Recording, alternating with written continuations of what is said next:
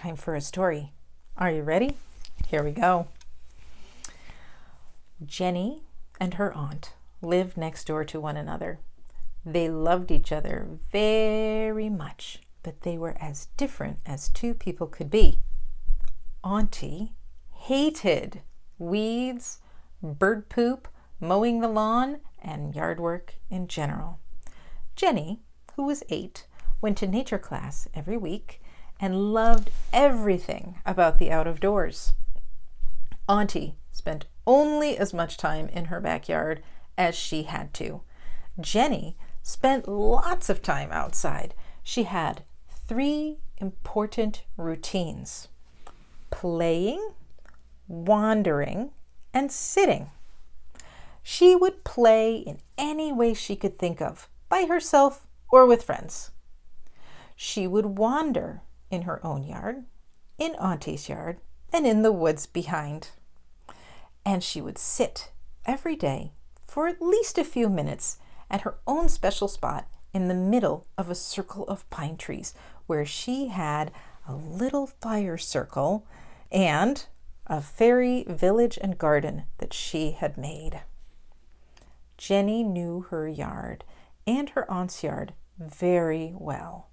She knew what animals lived there and how to follow their tracks. She knew what plants grew there, including what to avoid and what to eat.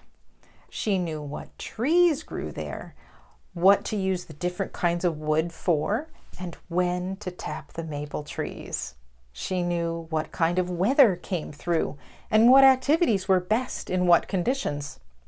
And she knew which birds lived there and how to understand their language and their song and their calls.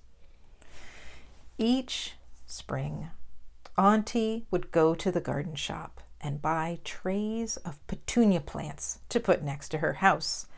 And every spring, after Auntie had carefully fluffed up the soil and planted her petunias, a neighbor cat would come into her yard and poop in the garden.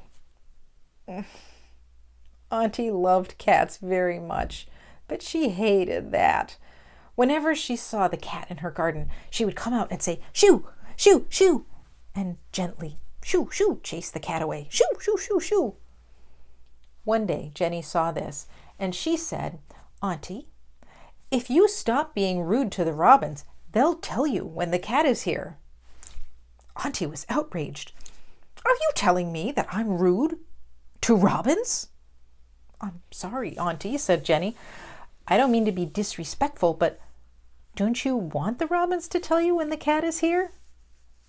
"Well, yes," Auntie frowned. "What do I do that's rude to robins?" "Well," said Jenny, "you kind of just plow out into the yard without paying any attention to them. You make them fly away when they're trying to eat. You don't really even notice them." I guess I don't," said Auntie. "Maybe you could watch them a little," Jenny said. So Auntie watched the robins, and Jenny watched Auntie. A few days later, Jenny said, "Auntie, you're still scaring them away." "I know," said Auntie, "but how can I not scare them away? I guess I've been scaring them away all my life. I don't know what to do."